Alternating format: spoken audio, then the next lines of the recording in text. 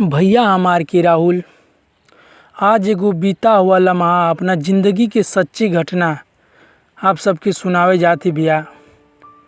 देखी, एगो हमरा ज़िंदगी के सच्ची दुखमय कहानी आप सबके प्रस्तुत करत ही भैया। आप सबके हकीकत लगे ना लगे पर ये हकीकत है भैया। काहे कि दुख परेशानी वही आदमी के छोटा चाहे बड़ा लग सकेला जौना के वो आदमी झेले रहला, चाहे मतलब वो रास्ता से गुजरल रहला, वही आदमी के पता लग सकत है भैया कि आगे चल के मतलब कांटा है कि फूल है भैया।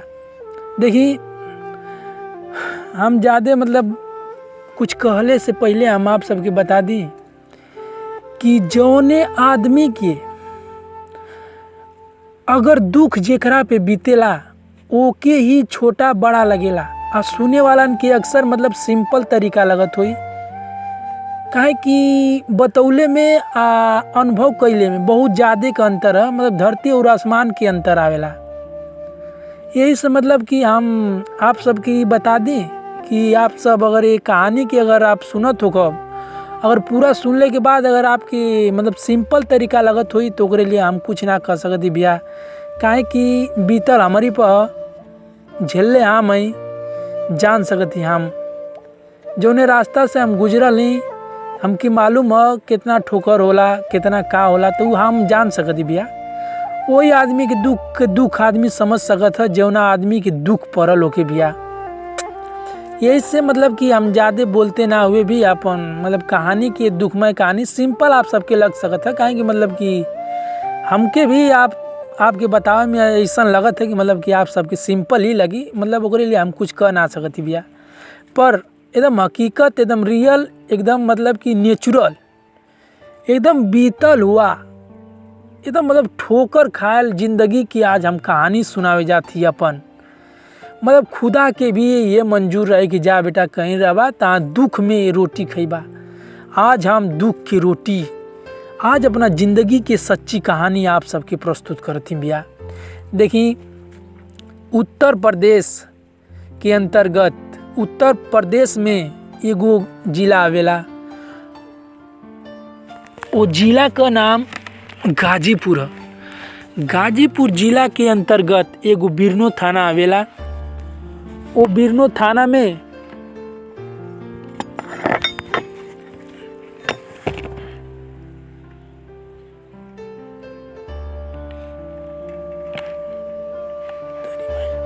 बिरनो, अब से वो बता दी गाजीपुर के जिला के अंतर्गत बाबूजी बिरनो आवेला।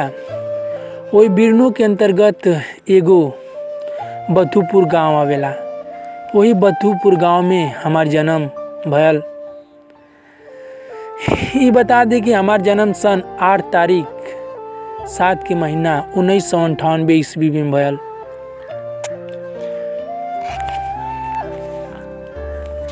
8 तारीख 7 के महीना 1998 ईस्वी में हमारा जन्म भल भैया। और हमार जन्म मतलब हिष्ट पुष्ट तंदुरुस्त ना भैल भैया। सब ये धरती पर 9 महीना पर पैदा होखेला, पर एक कहनी ना भैया कि खुदा के कुछ अलगे मंजूर है हमारे प्रति।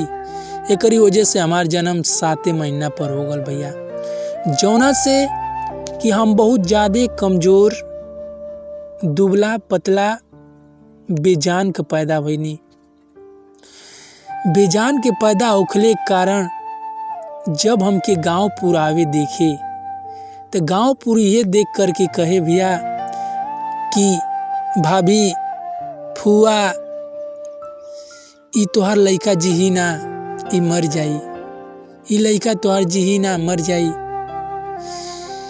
मम्मी के एको सुनत सुनत आँख में पानी आ जाए, हमारा घर परिवार के सुनत सुनत आँख में पानी आ जाए, और हमके देख करके भी आँख में पानी आ जाए। काहे कि इतना कमज़ोर, इतना बेजान पैदा भईनी भैया कि ना हाथ गोड़ हिला पाई, ना रो पाई अच्छी तरह से। और बता दी कि हम कमज़ोर होखले के कारण हमारा आँख भी ना खुले। देखी, यही तरह आदमी आवे कहें सुने। हमार परदादी रानी जौना कि हमारा पापा के दादी जी बहुत हिम्मती, बहुत कर्म मतलब कि मेहनत करे वाली रहनी। और ये हम बता दें कि हमारा बचपन में ही हमारे पापा की मम्मी मर गईनी। एकरी वजह से पापा के भी मतलब कि बहुत ज़्यादा जिम्मेवारी घर की आगल। केहू अच्छी तरह से पढ़ाई लिखाई भी ना हो पायल। घर परिवार की जिम्मेवारी की वजह से वो मुंबई में जा कर के मेहनत करे लगलन। यहाँ भी हम अपन कहानी के थोड़ा स्टाफ देती, पापा के थोड़ा कहानी और बाबा की कहानी तनी बता दी भी आप सबके, कि आप सब जान जाए कि दुख तकलीफ का होला। देखी भैया, हमार बाबा 3 भाई हुआ। 3 भाई में सबसे बड़का बाबा हमार बाबा हुआ, जौना कि इतना गरीबी की हालात में ढल करके मेहनत करके आप सबके, हमारा घर परिवार के मेहनत करत हुआ भैया जियावे खातिर, परवरिश करे खातिर। काहे कि हमारे पापा के बियाह होखले के बाद, मतलब कि बाबा के बियाह होखले के बाद पापा बहना, फिर फुआ हुआ बहनी, 3 फुआ इन लोग, मतलब कि छोटकी फुआ होखले के कारण मतलब कि हमार आजी मर गई। हमार पापा भी अच्छा खासा मतलब बड़ ना रहलन, कम से कम 10-20 साल के लपेट में रहना, छोटाए रहना। फुआ भी हमारा पैदा बनी तब भी हमारा आजी मर गई। पापा पर पूरा जिम्मेवारी आगल, बाबा पर जिम्मेवारी आगल, पूरा घर परिवार का जिम्मेवारी आगल। एकरी वजह से बाबा हमार जा कर के बनारस शहर में ठेला घींचे लगलन। ठेला घींचे, दिन भर ठेला घींचे, पसीना में तराबोर। वो इंसान 1 मिनट भी आराम ना करे।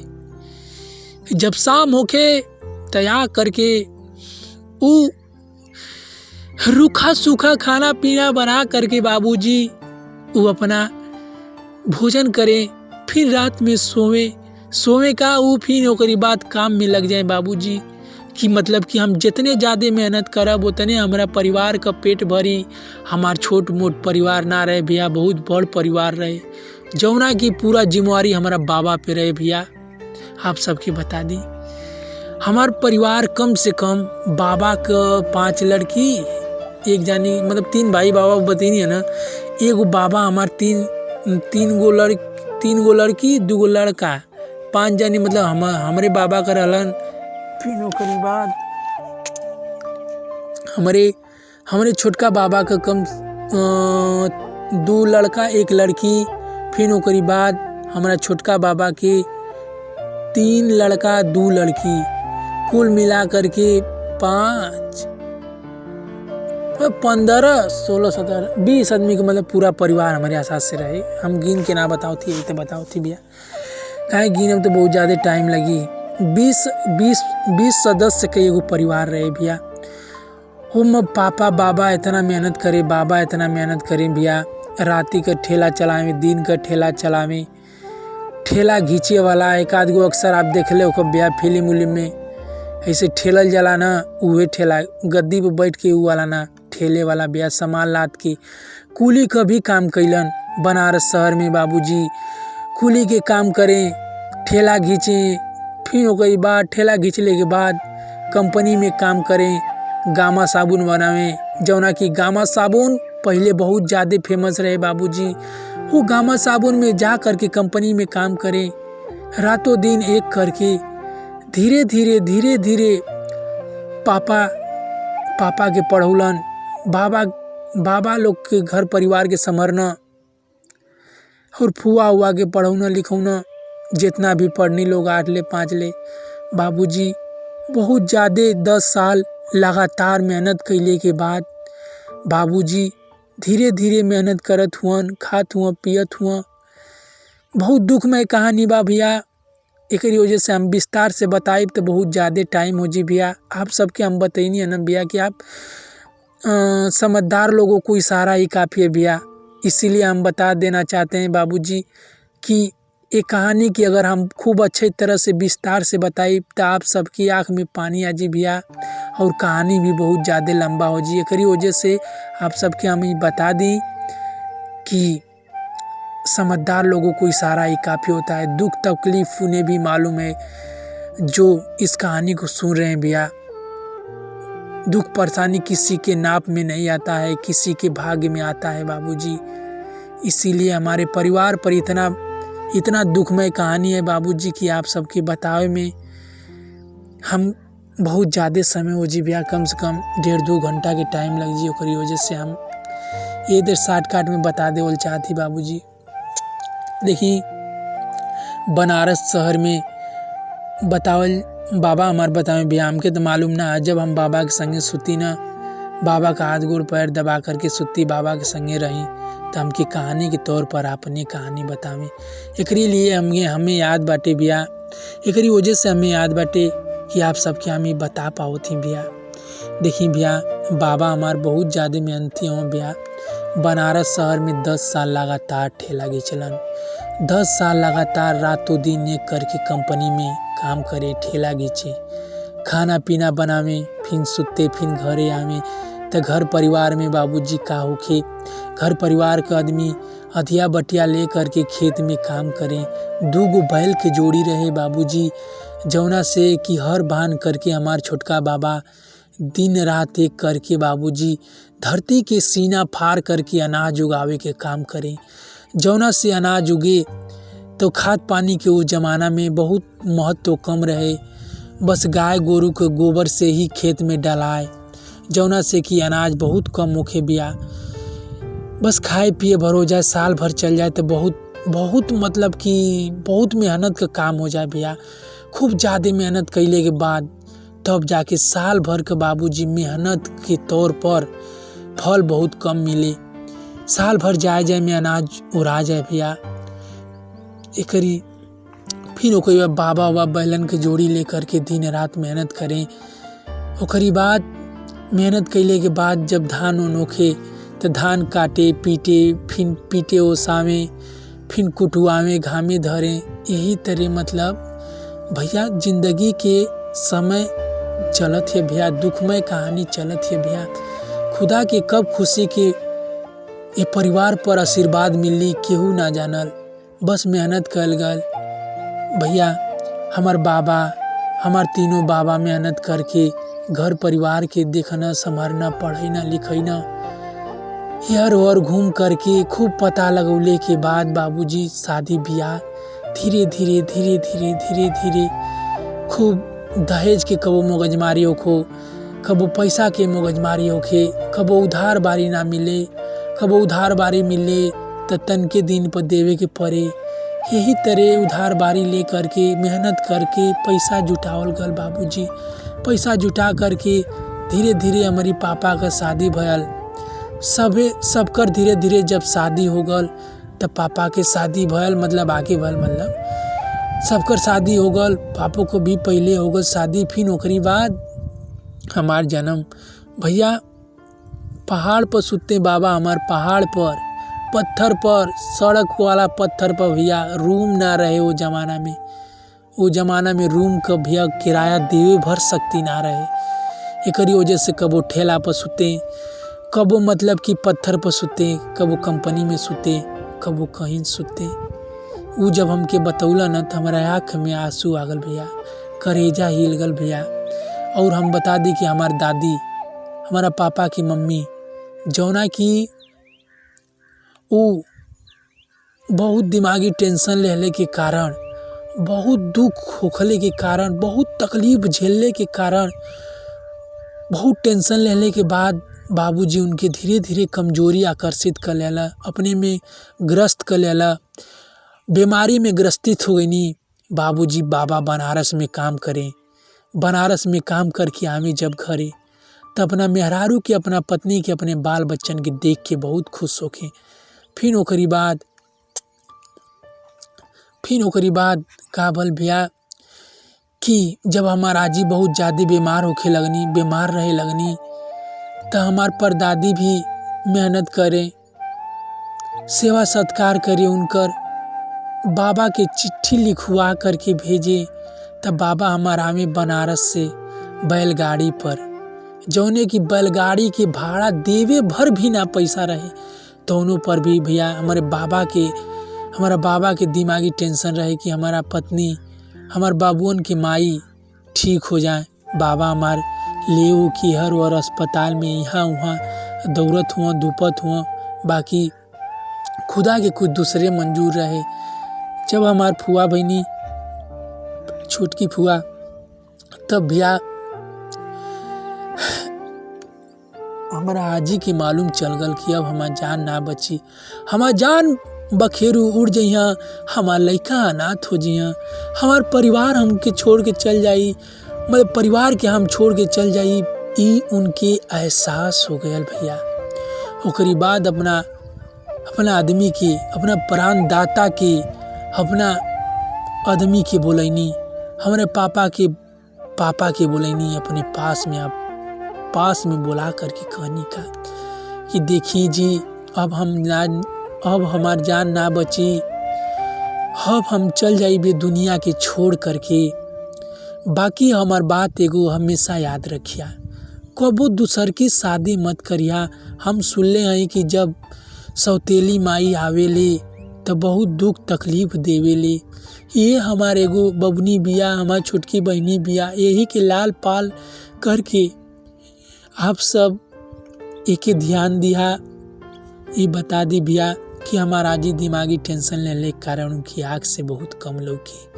आवे वाला मृत्यु समय में 1-2 महीना पहले आन्हर हो गई नहीं वो। ओकरी बाद अंधा में भी वही तरह मेहनत करे अपन, फिर ओके बाद अस्पताल में अपन बाबूजी यह बात कह के अपन दम तोड़ देली। वहाँ जे भी रहे सब आँख में आंसू आ गल, सब रोवे लगल, सब गावे लगल, सब छछने लगल, सब रोवे लगल भैया।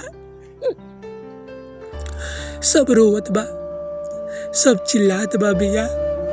हमार पापा भी रोवत रहलन, हमार फुआ भी रोवत रहली, हमार पूरा परिवार रोवत रहे भैया कि इतना मेहनत कैले के बाद बाबू की मम्मी ना बचली।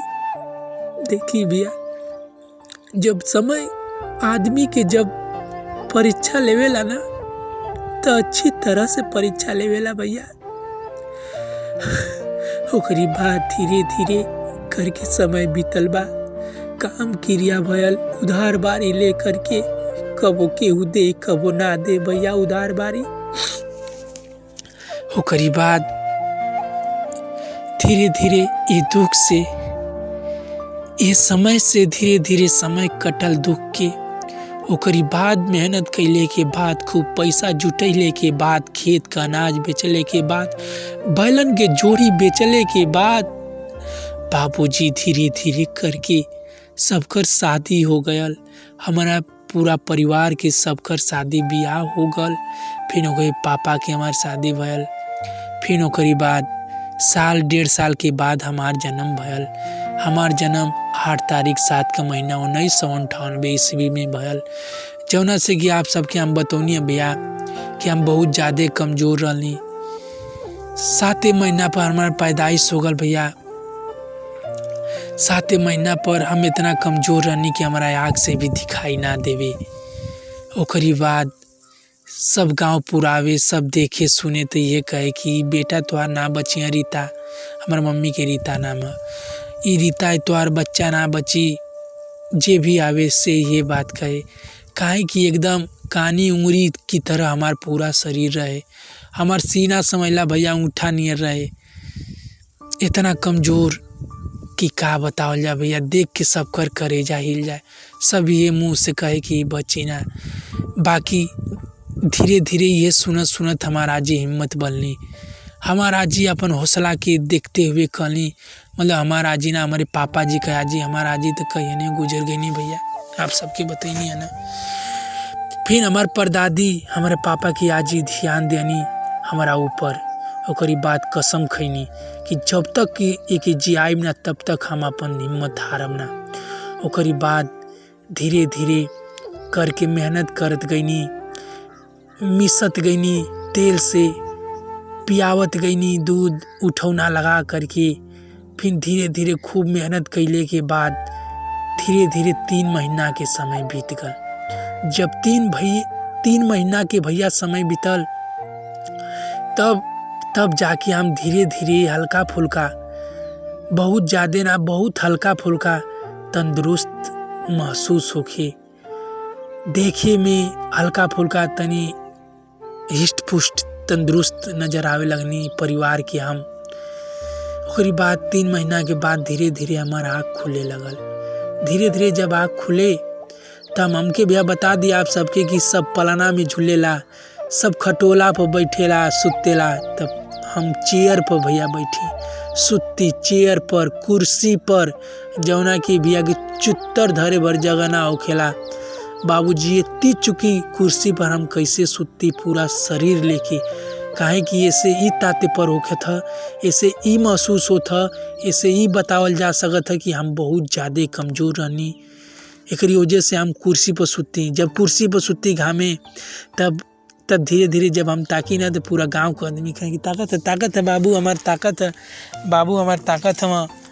तो धीरे धीरे भैया मम्मी के भी हिम्मत हौसला होके लगल कि हमार बाबू जी जइया, हमार भैया जी जइया, हमार लाल जी जइया। धीरे धीरे भैया सब मेहनत करत गयल हमारे ऊपर। केहू राती को सूत ना पावे, मेहनत कैले की वजह से हमेशा खिलावल करें, देखल करें, सुनल करें, पारा पारी सब सुते बैठे। जब हम पेशाब कर दें खटिया पर तो निंगोटी बदलाए, हेयर और रोके, टराए टुराए, सुखल पर सुती। यही तरह धीरे धीरे भैया साल भर के समय बीत गल। साल भर के समय बीत गल तो हमार पापा मुंबई से अइलन। जब हमार पापा मुंबई से अइलन तो हमारा खातिर एगो जहाज लेके अइलन। जहाज के हम बहुत पसंद करी। अब पापा हमार जहाज लेके अइलन, कपड़ा लेके अइलन, मिठाई लेके अइलन। जब हम साल भर के बनी तो मतलब साल भर का मतलब भैया कि हम चले लगनी, धीरे धीरे बोले लगली। ओकरी बाद गांव में हम घूम घूम के बकैया गेची, कबो गिरी कबो चली। कहीं कि भैया मम्मी मम्मी पापा लाए लूँ, पापा ले लूँ। ये हमार नया नया कपड़ा उपड़ा भैया कौनो चावल छोट लइकन के बहुत ज़्यादा पसंद होखेला। भैया आप सबके बता दिया, आप सब जानते हो। ओकरी बाद हमके बहुत ज़्यादा पसंद लागल। हम बहुत गांव में घूम घूम के जहाज दिखाई, कपड़ा दिखाई, मिठाई दिखाई, केहू मांगे तो हम ना दें।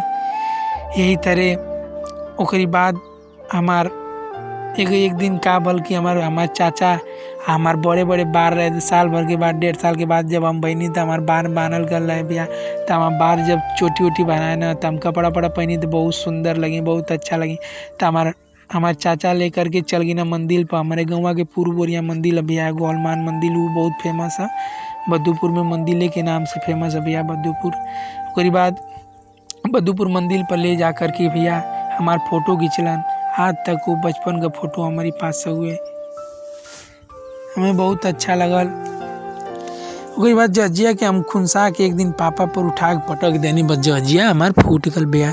खूब हम रोइनी, खूब चिलैनी, खूब पापा मिठाई उठाई देवे के नाम पर फुसला में, बहला में, मना में। उसके बाद धीरे धीरे भैया यही तरह साल भर के समय बीत गल। उसके बाद साल भर के समय बीतने के कारण पापा भी मेहनत करें मुंबई में। पापा भी हमार मुंबई चल गई ना, मम्मी हमार रहे अकेले, हमार फुआ हुआ लोग सब लोग अपने घरे चल गए। बस हमार का कहा जाला कि एगो फुआ रहनी छोटका बाबा के, एगो और छोटका बाबा के, एगो हमार चाचा रहलन, उन्हीं के शादी ना भल है बस, वरना सबकर शादी ब्याह हो गल है। फिर ब्याह ओकरी बाद ब्याह साल भर के समय बीतल।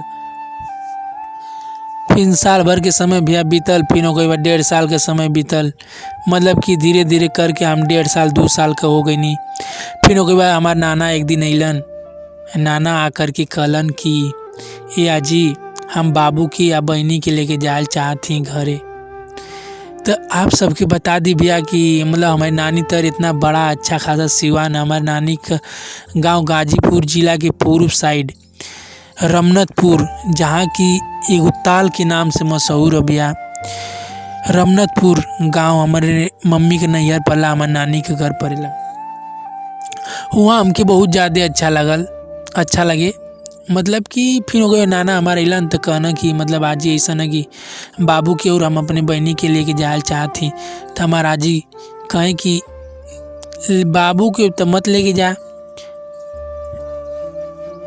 बाबू के तो मत लेके जा, काहे कि एके लेके जेबा तो जा, काहे कि बाबू दुआरे पर इनार रहे भैया। बता दी कि हमारे नानी के घरवे के बगलिया में एगो इनार रहे, ओकरी वजह से हमार दादी हमके नानी तर ना जाए देवे। कहे कि नहीं, बाबू बकैया घिंचत घिंचत चाहे चलत चलत कबू अगर अचानक केहू ना रहल गिर जी तब, एकरी वजह से मतलब कि नाना के खूब बार बार कहले पर रिक्वेस्ट कैले के बाद, हथ जोड़िया कैले के बाद तब जाके हमार आजी तैयार बनी। काहे कि भैया देखा, जे पाल पोस के बड़ कैले रहेला ना, वही के माया छछनेला भैया। उनसे उ सोचे कि वो हमसे दूर ना होके भैया, एकरी वजह से उ ना जाए दें। फिर ओके बाद बहुत रिक्वेस्ट के के बाद हम तैयार भईनी। फिर ओके बाद मम्मी तैयार भईनी, नाना तैयार भईना, सब लोग धीरे धीरे जाए लगल। तब फुआ हुआ जे भी हमार रहे घर गांव का, हमके छोड़े खातिर बद्धूपुर मंदिर पर भैया लेके गए। उजे जब हम गाड़ी में चढ़नी ना, तो सबके आँख में आंसू आ गल कि बाबू हमार जात ह, कब आई कब ना आई। ओकरी वजह से सबके हम टाटा बाय कैनी कहले पर हमके तो ज्ञान रहे ना उस समय। बाबू कहेंगे बाबू टाटा करा था, हम टाटा वाटा करी। फिर कई बार धीरे से गाड़ी में बैठनी। गाड़ी में बैठने के बाद 2 घंटा 3 घंटा के बाद बाबूजी 4 घंटा के बाद हम भूख प्यासन छटपिटात रहनी। मम्मी दूध ले रहनी नेपुल में। ओकरी बाद जब हम खूब रोई तो मम्मी हमको दूध पियावे। फिर ओकरी धीरे से नानी तर पहुँची। जब भैया नानी तर पहुँचले के बाद नानी तर भैया गईनी, तो मतलब कि जब बस पर उतरनी है तो मतलब कि रास्ता में इतना कूस कातर रहे, मतलब कि खूब घेरा नियर रहे, गुफा नियर रहे। रोडवा के एरिया और इतना मतलब कूस उस रहे ना, मतलब गुफा टाइप लगे, तो गुफा नियर लगे। फिर ओकरी बाद वो के पार कैले के बाद एगो गाँव आयल। गाँव में एगो मंदिर रहे, मंदिरिया के बगल में एगो इनार रहे। फिर ओहि मंदिलिया पर मतलब एगो मेहरारू बूढ़ सुनी बैठल रहनी। तो मतलब मम्मी हमार उनकर गोड़ पड़नी। तो मम्मी से हम कहनी, मम्मी ये काहे गोड़ पड़त हुई के ह, तुतला भाषा में मतलब। तो मम्मी कहनी, बाबू नानी यही गोड़ पड़ला। तो हम गोड़ पड़नी। फिर गोड़ पड़नी तो मतलब नानी हमके आशीर्वाद देनी, और उसके बाद हमके कोरा में उठा लेनी। कोरा में उठा करके भैया अपने घरे ले गईनी। फिर घरे ले जा करके नाना के थरिया में पाँव धके ओको धोनी ओनी। फिर ओके मम्मी के पानी वानी देनी। बाबा का हाथ गोड़, नाना का मतलब हाथ गोड़ दबैनी। नाना का हाथ गोड़ दबैले के बाद पानी वानी पीनी जा, सब लोग खायल पियल। फिर ओके बाद मतलब कि मामा आई ना, तो फिर ओके मुँह ले जा करके खाना वाना वो खई ना, मतलब वो ताल पे जाते रहे। हम ना बतनी भैया कि वहाँ एगो बहुत बड़ ताल हुए, वहाँ एगो सिवान है नानी तर, वहाँ नाना वाना खेत हुए। तो मतलब वो जी के एगो मड़ई उड़ई है, टूबेल उबेल हुए।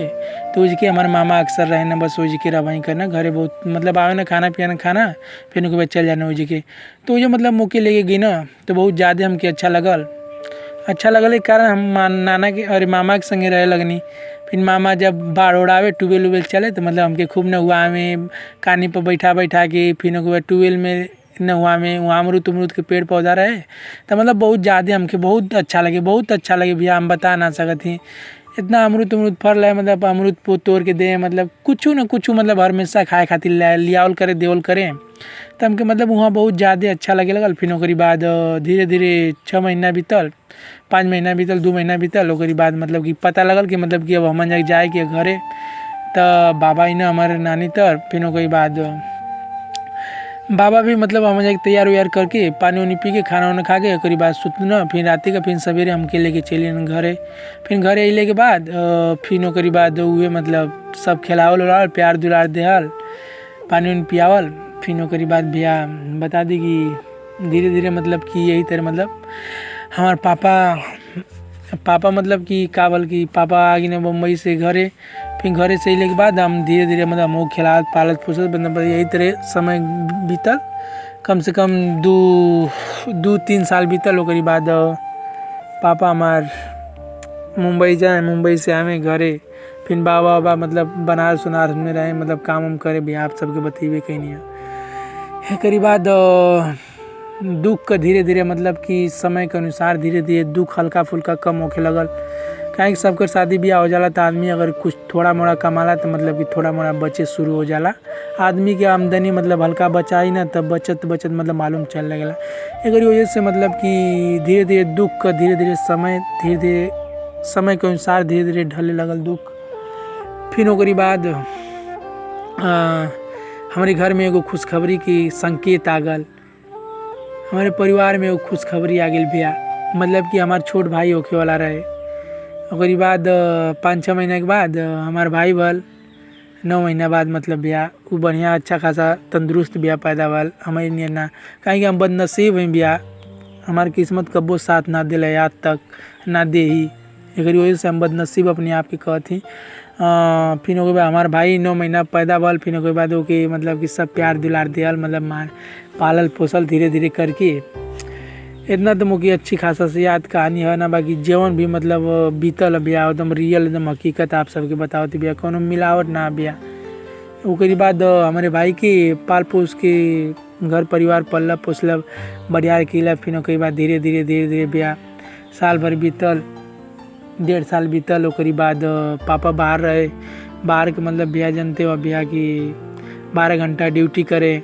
फिर ओकरी बाद खाना पीना बनाए, फिर सुते खाए पिए 12 बज जाए, रात हो जाए, फिर 1-2 घंटा सुते। फिर ओकरी बाद फिर खाना पीना बनाए, फिर कंपनी, फिर 12 घंटा खटे, फिर हमें ये मतलब यही तो रेगुलर मतलब कि खाना पीना बनाने में ज़्यादा समय हो जाए। फिर पानी भरें भैया। बम्बई में आप सब रह लो खब, आप सब जानत हो भैया बम्बई में कितना तकलीफ होकेला भैया।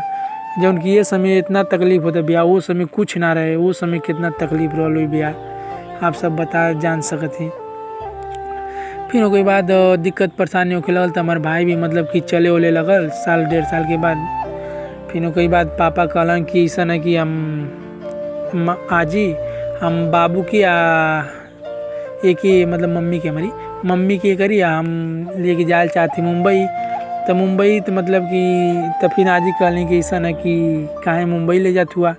तो आजी का पापा बतावे लगलन कि मतलब कि बहुत ज़्यादा मेहनत करे के पड़ला, खाना पीना बनाने में बहुत ज़्यादा टाइम हो जाला, ओकरी वजह से हम के लेके जाए चाहती मुंबई। तो आजी कहली ठीक है ले जा, कोनो बात ना। फिर ओकरी बाद आजी मतलब लेके गए, अरे पापा मतलब ले गिलन।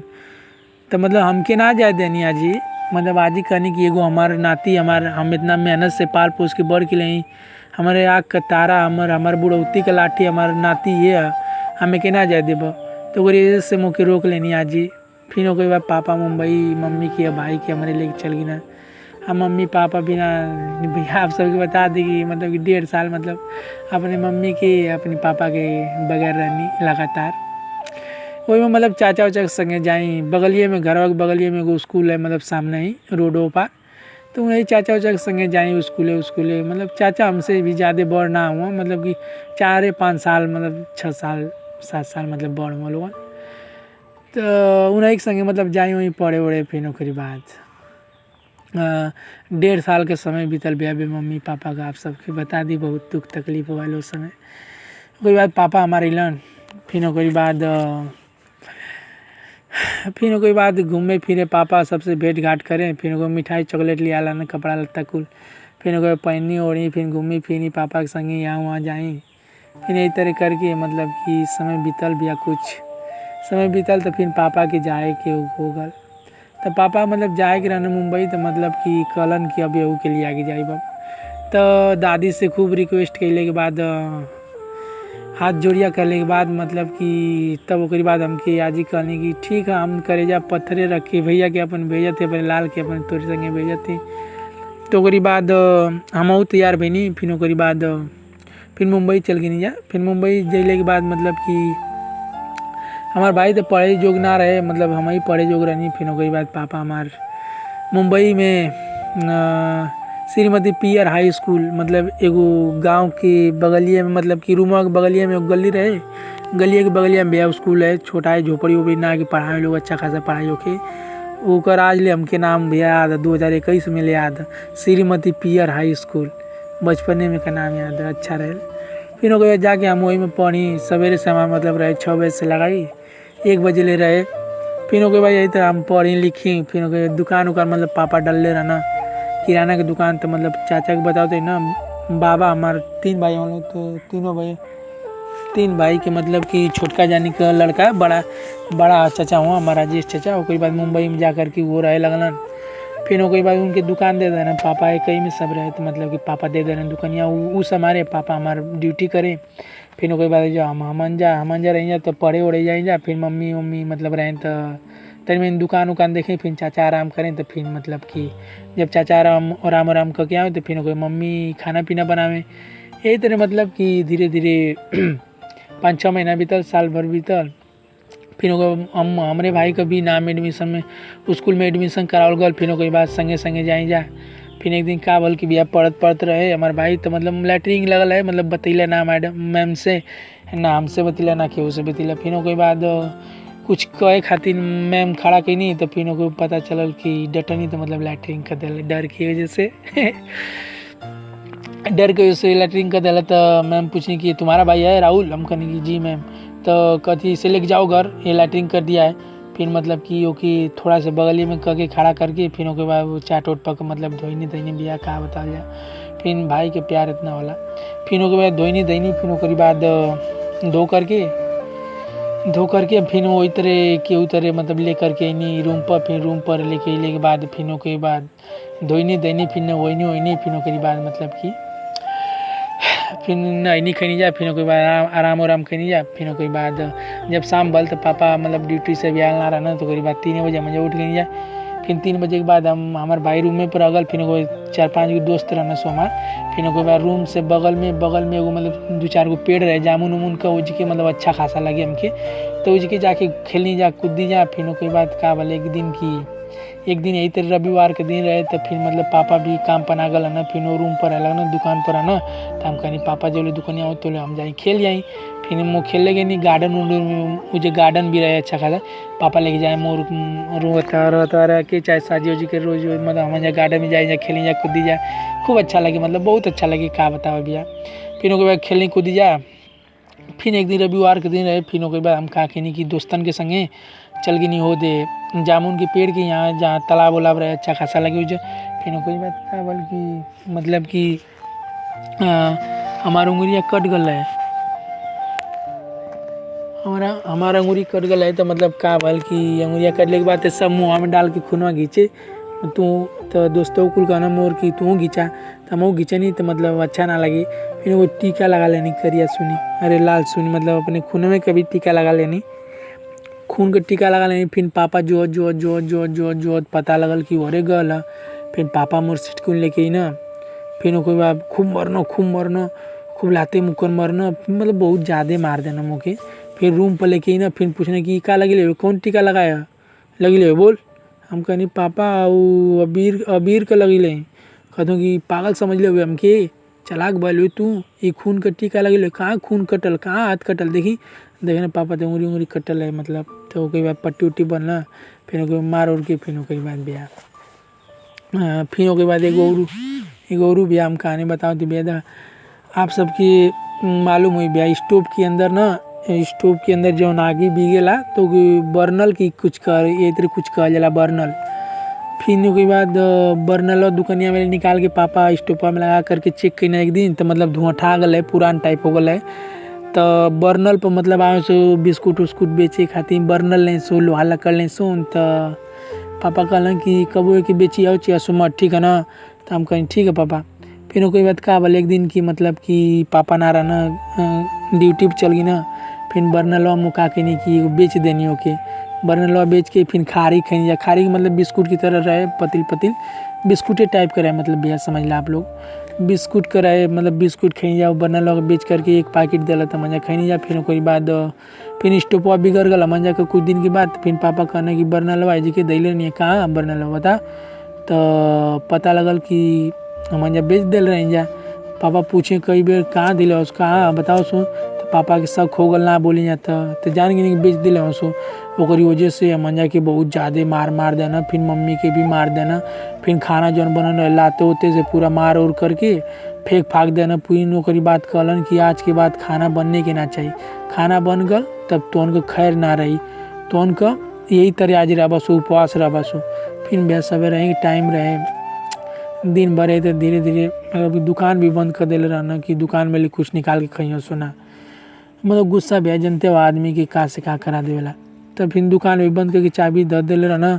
फिर ओकरी बाद ना मंजा के पास पैसा रहे ना कुछ रहे मतलब कि बहुत ज़्यादा मतलब 12-1 बजे जा दोपहर के मतलब भूख लगे लगल। फिर भूख लगे लगल तो फिर ओकरी बाद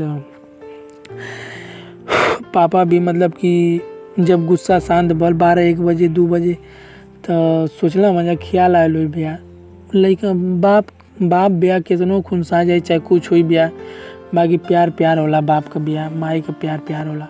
फिर वो सोचला अपन दिल दिमाग में कि ज़्यादा हो नाजुक लइका हो सो ही रहनी यार छोट हो सो भूखन पियासन हो सो अब बिले खाना ना खेले हो सो कैसे का हुई वो रूम पर चल गल ना मंजा के रूम में भैया वो पापा किलने हुआ आप सबके बता दी कि बहुत ज़्यादा मेहनत केले के बाद वो बम्बई में कचड़ा रहे मतलब वो कचरा का एगो ढेर रहे वो कचरा के ढेर की कीन करके माटी पटकार करके केहू तरह जुगाड़ उगाड़ करके करकट सरकट डाल उल के मतलब रहेला के एगो रूम बना देला। तो मतलब वही रूम पर चल गई ना वो रूम पर जैले के बाद मतलब कि 12-1-2 बज गल। फिर ओकरी बाद सोचल ना मजा के बारे में कि अब बिले ना खेले पी ले सुन तो कुल कैसे का करिए सो ना करिए सो। फिर ओकरी बाद हम जाके मतलब कि अइनत कहना खाना पीना बनाओ काहे ना बनाओ थी बना तो मतलब कि खूब डांट उठ के बाद भी मम्मी कहल कि हम ना बनाई तो मतलब मम्मी ना बनाओ कहला ना तो पापा मतलब कि स्वयं बनी ना अपना ही खाना बनी ना फिर पापा मजा के पैसा दे देना मतलब कि जान के कि टाइम लगी खाना पीना बनावे में ओकरी वजह से मजा के पैसा दे देना 10-10 रुपया कोई बा हम और हमारे भाई ओड़ा पाव जाके खैनी जा समोसा खैनी जा जलेबी खैनी जा भैया।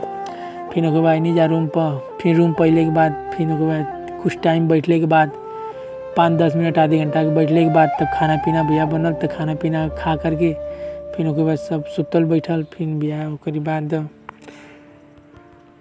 बाद भैया कुछ समय इतरे दुख परेशानी में बीतत गल भैया। फिर यही तरह भैया 5-6 महीना के समय बीत गल।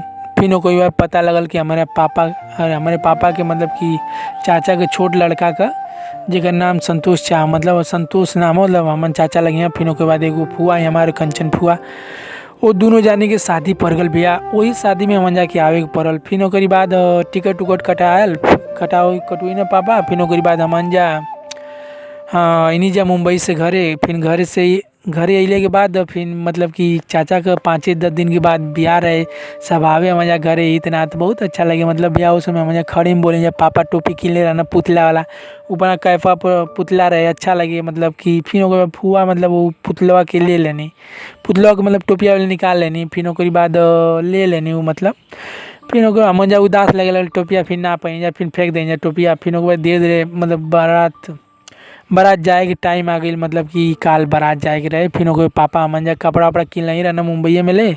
फिर ओकरी बाद चाचा उचा का अच्छा खासा से नवाल गल हल्दी उबाल पूरा फिर सब आल बाजा वाजा बजल। फिर ओकरी बाद फिर हमारे तैयार बन जाए तो हमारे सबल्ला बने कि एक आदमी सबल्ला बन जाला ना भैया तो हमारे दोनों भाई बन गए सबल्ला।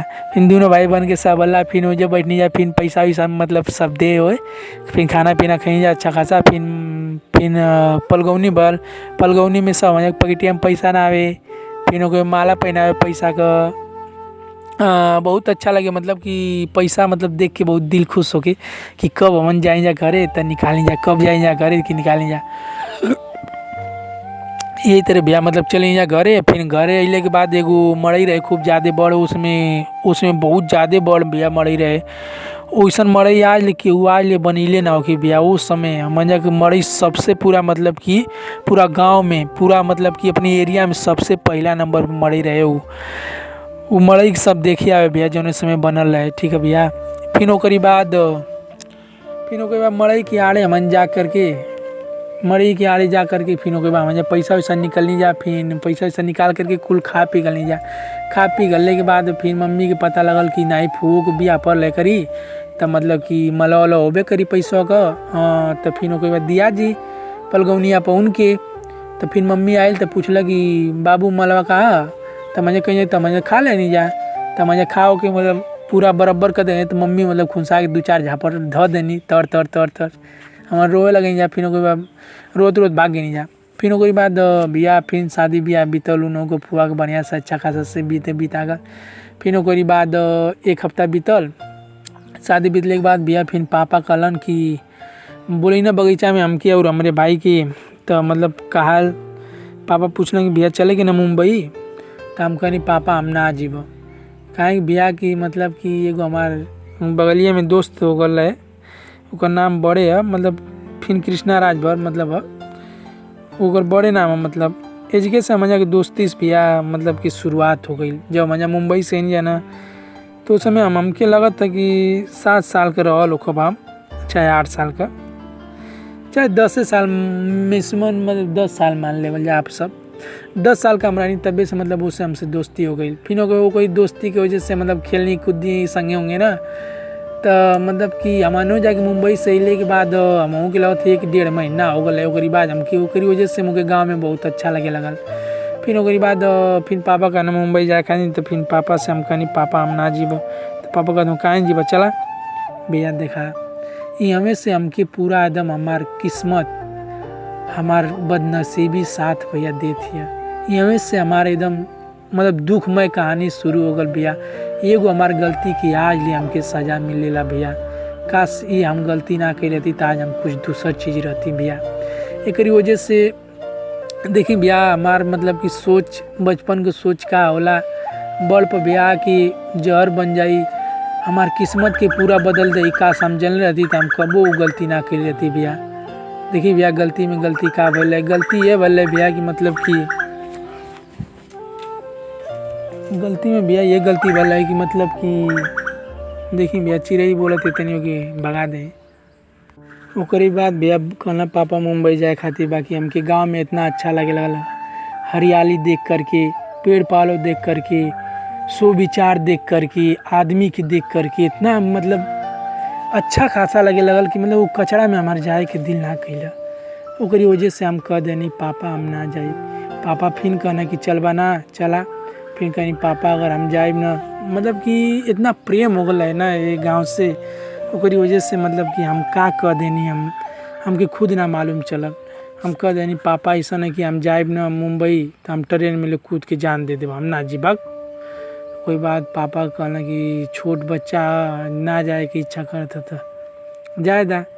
फिर मतलब पापा का सोच कुछ दूसरा रहे कि मतलब जाके अच्छा खासा पढ़ा लिखा के कुछ लायक बना दे। एकरी वजह से भैया पापा ही मतलब कि उनके दुख तकलीफ हो गल, बाकी हम उनके दुख तकलीफ के ना समझ पैनी, ना हम कुछ कह पैनी। वहाँ से हमारे एगो शब्द का गलती ना कह के हम बहुत बड़ गलती कर देनी लाइफ में। आज तक वही लम्हा के याद करके हम बहुत पछताई ना भैया, आज तक पछताई ना। फिर ओकरी बाद भैया पापा चल गई ना अकेलाई, मम्मी के भी ना लेगी ना, काहे कि मतलब कि मुंबई में भैया फिर वही समस्या आ गल। तो मतलब कि चाचा गल न, तो ओकरी बाद दुकान रहे तो मतलब चाचा उचा खाना वाना पीना बना दें, फिर पापा हमें कंपनी में ले खाए पिए मस्त सुते। ओकरी बाद तनी मतलब ना भैया बताओ थी मतलब दुख समय के अनुसार धीरे धीरे कम हो गल। फिर ओकरी बाद का बोल भैया कि धीरे धीरे मतलब पापा चाचा दोनों जानी कमाए लगल। फिर ओकरे बाद हमारे चाचा मतलब हमारे सग चाचा अजय नाम है उनकर, छन्नू बताओ गाँव में सब कहला। वो भी मतलब कि का कबाड़े की दुकान कर लेना एगो, और एगो संतोष चारा न वहाँ कबाड़ा की दुकान मर्दा में रहे, मऊ जिला में पड़ेला। फिर दोनों जानी दुकान नहीं कहीं मतलब कर लेना लोग एक के संगे, पूरा माल भर जाए कबाड़ा रूम में, मतलब कबाड़ा दुकान में पूरा भर जाए, यूँ भर जाए वहाँ भर जाए। तो मतलब एगो ट्रक पर लदा है, फिर ना मालूम कहाँ जाए, हमके ना मालूम भैया उस समय हम कहाँ जाना थी। वही दोनों आपसी में मतलब एक ही में सब रहते रहे। फिर मिलजुल के मतलब दुकान दौरी गल तो धीरे धीरे मतलब दुख तकलीफ धीरे धीरे आदमी के कम होखे लगल। फिर ओकरी बाद फिर हम घरे रहे लगनी, तो फिर मतलब कि वो संतोष चा कहला बाबा कहना मर्दा का बाबा की मतलब कि कहा ना भेज दे तू, हम पढ़ती लिखती। वो पापा के अरे वो फिर मर्दा चल गई नहीं। फिर मर्दा जैले के बाद वहाँ भैया गई नहीं, तो फिर ओकरे बाद सब हमके देखे ताकि कि ये भाई कौन लड़का कहाँ से आएला, भाड़ा पर रहते रहे लोग वो लोग। तो वहाँ फिर ओकरी बाद फिर हम पढ़े लिखे लगनी। फिर गई नहीं भैया पहले दिन स्कूल में, तो मतलब मैम पूछनी कि क्या नाम है तुम्हारा, तो हम बतैनी अपन नाम राहुल कुशवाहा। फिर ओकरी बाद एडमिशन भल, फिर हम पढ़े लिखे लगनी। फिर चाचा रहना हमारा अशोक चा, वो छोटका बाबा का लड़का, हम छोट चानी हम, तो वो मतलब कि पढ़े लिखे मतलब उज के, तो हम वो पढ़ावे लिखावे संगई। फिर ना कुछ आवे तो मतलब मारे और फिर बतावे, फिर प्यार दुलार दें, फिर मारे और प्यार दुलार दें।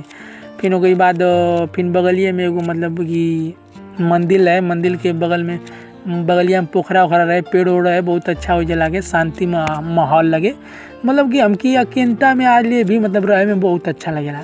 अगर वजह से मतलब कि हम जाए हो कि खेलनी उलनी फिनाई हुई, फिर मतलब यही तो धीरे धीरे साल भर उजर रहनी। फिर कोई बाद साल भर रहने के बाद मतलब कि फिर मतलब कि पिटाई उठाई ना ब्याह जनते हो क्यों कि ना आई क्यों, तो बताइए खाली 2 आली 3 आली फिर मर वहीं करी जी खुनसाई था। अगर वजह से मतलब मारे हो रहे ना, तो फिर कोई बात मोर इच्छा आई नहीं करे, तो फिर इच्छा ना कह गई लेगा। फिर भी वजह से हम गलती कर देनी, फिर भी वजह से मतलब हम ना कर देनी, फिर ना करके फिर घरे रह लगनी। फिर घरे रहते फिर कोई बाद साल भर के बाद मतलब पापा ही ना, तो फिर कोई बाद फिर हमारे के एडमिशन मतलब हमारा और हमारे भाई का सरस्वती ज्ञान मंदिर में ब्याह कर देना है। जब बद्दूपुर नहर गाजीपुर पला घर के मजा 25 साइड में 1 किलोमीटर हुई मुश्किल है। फिर उसके बाद वजह से अच्छा खासा मस्त पढ़े लिखनी जा भैया, 5 ले पढ़नी आम। फिर मतलब कि प्रोग्राम होके मतलब स्कूल में तो हिस्सा लें। वही समय भैया पवन सिंह का गाना बहुत ज़्यादा निकल है, काज का शैली पवन सिंह एल्बम निकल है पहले, तो वही गाना के हम सुनी मतलब कि जागरूक हो गई नहीं, मतलब कि इच्छा जगल हमारे मन में, छोटी चूँकि दिल है में इच्छा है को जागल छोटा है। वो इच्छा का नाम सिंगर बनने का नाम रहे भैया। वो मतलब कि गाना के जब हम पवन सिंह के सुनी ना, तो हमें बहुत अच्छा लगे भैया।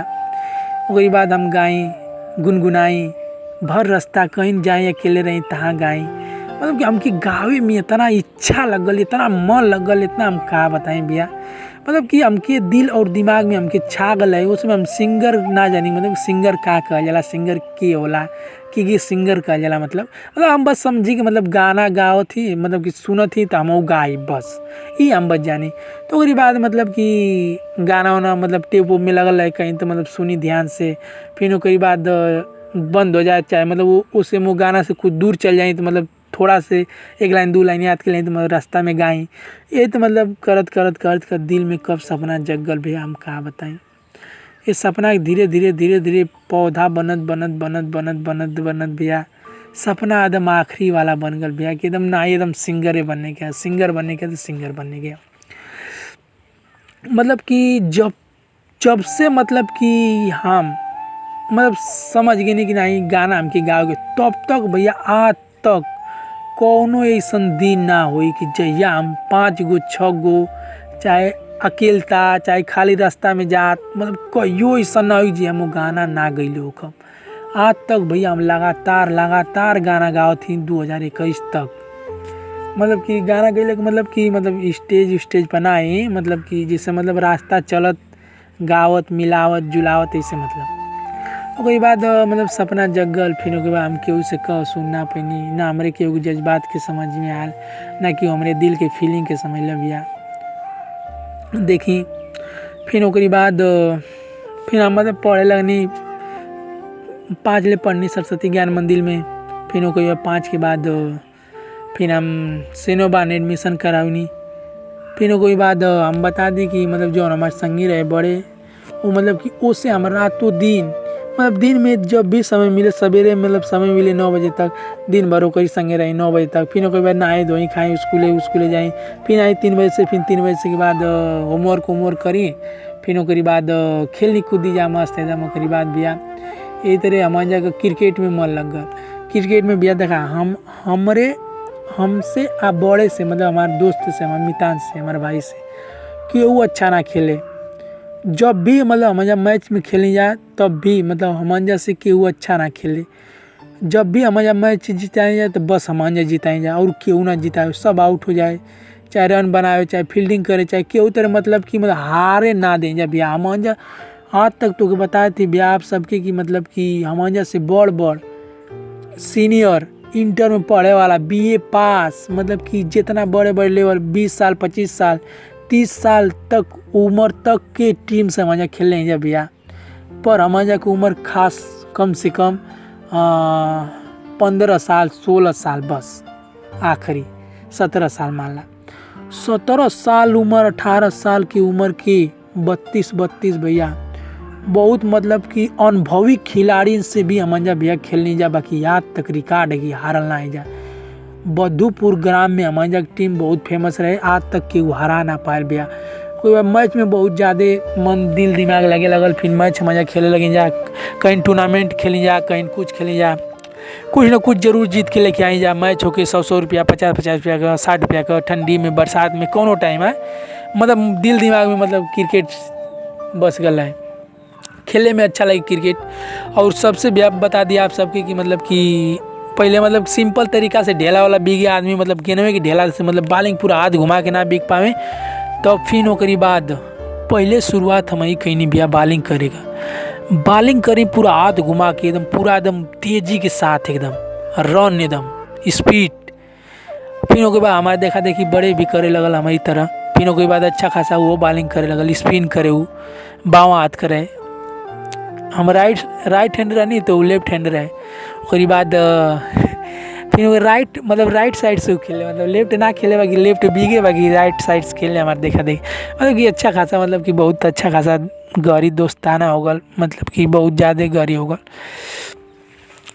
फिर हो गया गुल्ली पहना गर्मी में, यही तरह मतलब खेलत खेलत समय अपन धीरे धीरे बितावल करी जा बिया। फिर कोई बाद छम में गई नहीं, फिर कोई बाद 3.5 किलोमीटर बिया हमारे पापा स्कूल में एडमिशन हो गल, मतलब हमारी कॉलेज पर पापा ना कहना हमारी कहनी 3.5 किलोमीटर स्कूल में मतलब जाके हम पढ़े लगनी। तो साल भर बिया पैदल गई नहीं, तो मतलब नाजुक बिया पैर हाथ गोड़, कबो जाए 4-5 दिन जाए तो एक दिन ना जाए, हफ्ता में 2 दिन ना जाए, मतलब एगो अतवार एगो चाहे शुक्र शनिचर चाहे कोनो दिन, मतलब एक दिन ना जिए हफ्ता में, काहे हाथ गोड़ इतना दुखाए बिया कि ओकरी वजह से हम जा ना पाए। एकरी वजह से मतलब साइकिल उकिल ना रहे, पैदले जाए जा, वही बात पैदले जाए वहीं जा।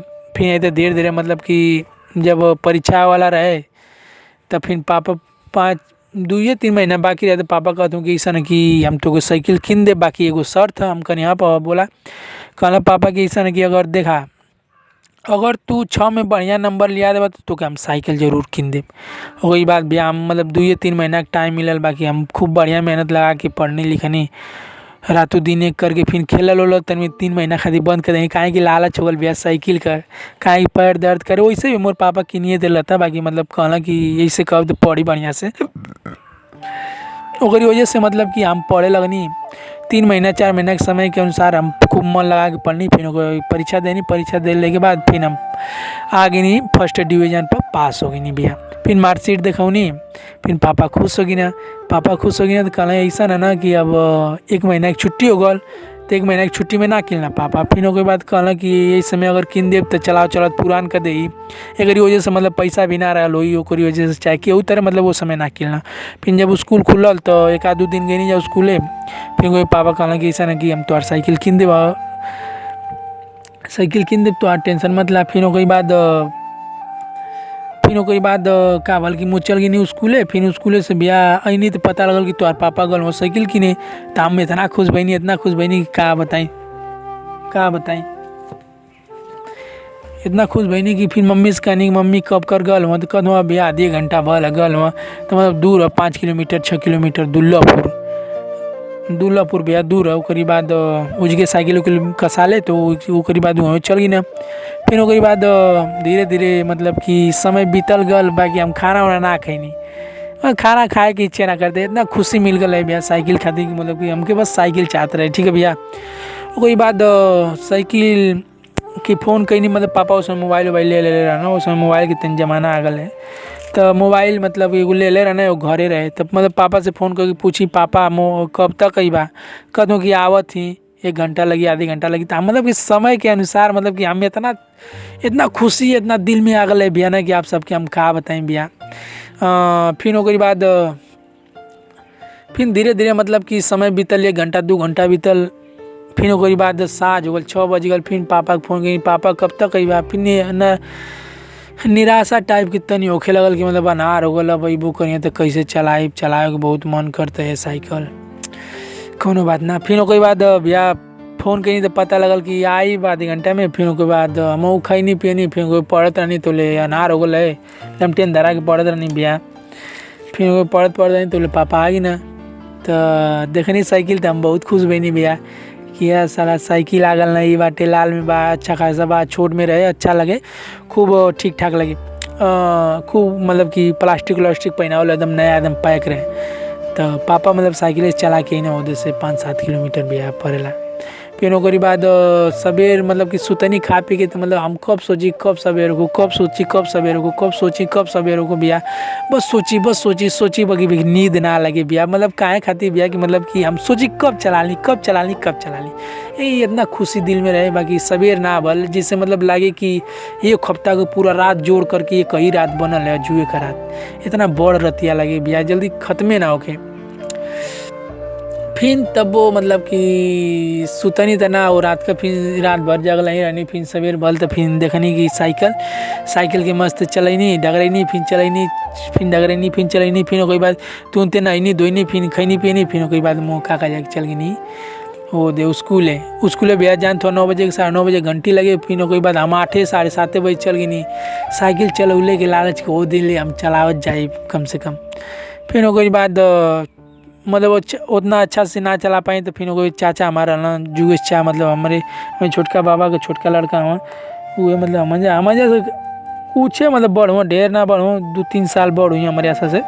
फिर के बाद उन्हें वो हमके लिए आगे जाए तो हमके अच्छा ना लगे, हम सोची कब चलाएं। फिर के बाद धीरे धीरे 2-3 महीना का टाइम बीतल। फिर कोई मुँह चलावे लगनी अच्छा खासा मतलब उन्हें क्या मुँह घींच घाच के लेके जाए यही तरह भैया।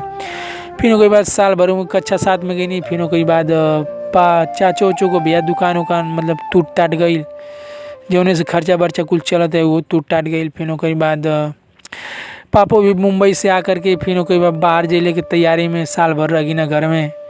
फिर कोई पैसा को मौजमारी होके लगल यही में बिया फिर मतलब कि छोटका बाबा भी अलगा होगी ना यही के अंतर्गत पैसा के कारण वो भी अलगा होगी ना। फिर बाबो भी बाहर ना रहे, बाबा मतलब बनारस में कमाते हैं तो फिर आके घरे रहे लगना। फिर कोई बार पप्पू रहे लगना साल भर से।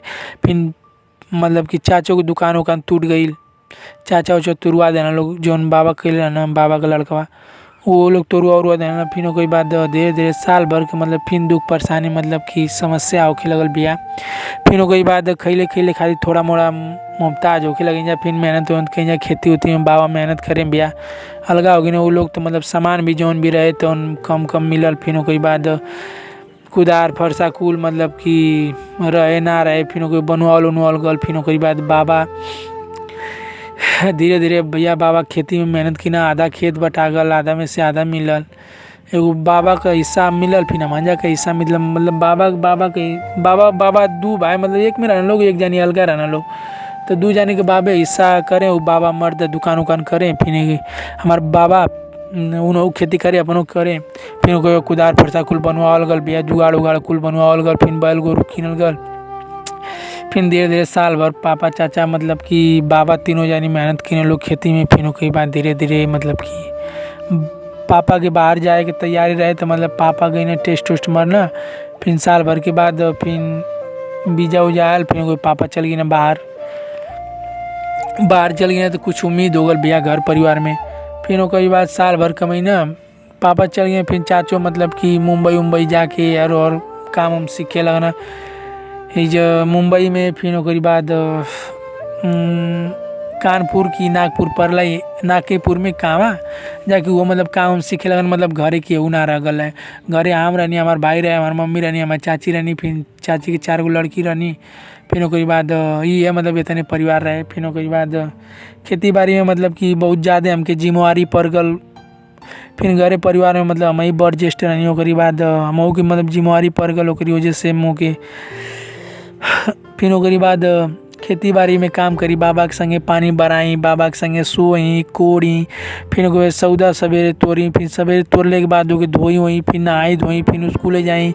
फिर स्कूल से आई तो फिर कोई बेखैले पियले। फिर सौदा जौन बचल रहे बाबा लेके जाए एगो साइकिल से आम मतलब लेके जाए। तब फिर मतलब कि साइकिल 2 गो रहे, एगो हमारा एगो बाबा का रहे। तो मतलब हम स्कूल जाए एगो बाबा से बाजार जाए। फिर जौन भी सामान बचे बिया तब फिर ओकरी बाद हम वो सामान लेके पहुँचाएँ बाज़ार में बेखैले पीले बाज़ार में पहुँचाएँ। फिर ओकरी बाद आई तो फिर ओकरी बाद खाना वाना खाई। फिर ओकरी बाद बाबा पैसा वैसा दें 10-5 तो हम खा पी मस्ताई वही के लालच में मतलब कि बहुत ज़्यादा मेहनत करे के पड़ल बिया कहाँ बतावल जा। यही तरह धीरे धीरे चाचो भी मतलब काम हम सीख करके चल गई ना बाहर। फिर उसके बाद धीरे धीरे भैया जौन बाबा रहना मर्दा का जौन दुकनिया के लिए रहना। फिर वो मतलब कि कहे लगन कि ऐसा न कि अब तो हम लोग अपन घर और बनवावा लोग, हम हमारी घर में निकला लोग, हमारो घर परिवार रही अब आई हुई, तो मतलब एकरी वजह से मतलब कि तनी दुख परेशानी पड़ल। एकरी वजह से पापा कहल वहल कि भैया ऐसा न कि घर और बनवाला। तो मतलब पापा मतलब रातों दिन एक करके बिया देखा विदेश में दुबई का मतलब ये काम सीख ले रहना कि पाइप वाला पाइप लाइन का काम होकेला बिया घामे घामे, ठीक है ना। रेत नियर रही तो रही पूरा घाम एक तरफा, कहीं पेड़ पालो ना, रेत में कहीं पेड़ ना होकेला बिया। दुबई में आप सबके मालूम है वही में घामे में काम करे, फिर पैसा कौड़ी कुछ भयल तो फिर कई बार 2 साल के बाद अना, फिर 2 साल के बाद अना, फिर सोनी वोनी लगल रहे उस समय सोनी वोनी कही ना बिया। फिर ओकरी बाद एक गाँव के बगलिया में हुआ एक जानी सुभाष मिस्त्री, उनके पटरा वाली की दुकान उकान रहे। फिर वो नहीं के मतलब ठेका दिया गल कि मतलब कि घर बनावे खातिर, तो 1,80,000 रुपया करके लपेट में मतलब कि ले रहना। वो रूम वूम ना कुछ बनाओ रहे, मतलब कि ऐसे चारी ओर से दीवार जोड़ के बिच्चा में पिलर 3-4 को दे करके, फिर उसके बाद छत्ता पिलर दे के फिर ढाले के रहे बस, मतलब कि बेरूम का मतलब कि हाल टाइप का मतलब बनावे के रहे। तो 1,80,000 रुपया ले ला। फिर उसके बाद वही मतलब कि झगड़ा रगड़ा हो गल कुछ, पिलर उलर ना मतलब बनावे के, मतलब कि सोचे कि मतलब कि पिलर उलर बनाई, तो फिर उसके बाद मजदूरी बढ़ी तब हमके कम प्रॉफिट हुई ओकरी वजह से, मतलब कि झगड़ा रगड़ा भल कुछ। फिर उसके बाद केहू तरह भैया घर बनल। फिर ओकरी बाद हाँ हम ही बता दी भैया कि मतलब कि एगो हमन जगह रिश्तेदार हुआ फुआ का भतीजा हुआ करके हमके लगा था, हाँ फुआ के भतीजे लगे। वो मतलब भट्ठा उट्ठा चलाए, उनका नाम पंचम है। तो मतलब ट्रक उरक रहे, ट्रक उरक बेचले उचले के बाद फिर भट्ठा उट्ठा शुरू करने लोग। तो उन्हीं के पैसा वैसा की बहुत ज़्यादा जरूरत रहे, ओकरी वजह से ईटवा खातिर पैसा दिया गल। तो मतलब कि पैसा दिया गल ना, तो फिर ओकरी बाद कहा है कि भैया ईटवा गिरा दा तो मतलब नाटक तनी करे, पैसा मतलब ना गिरा दे, नाटक मतलब करे।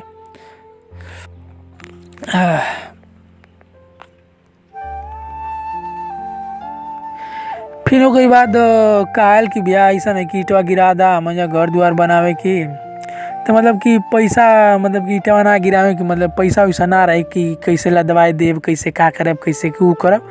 उन्हें एक समस्या रहे, हमारे ना समस्या रहे, हमारे समस्या ही रहे कि मतलब कब ईटवा दे दें। आजकल कैले रहे हमारे घर भी ना बहुत दिक्कत तकलीफ होके भैया, ठीक है।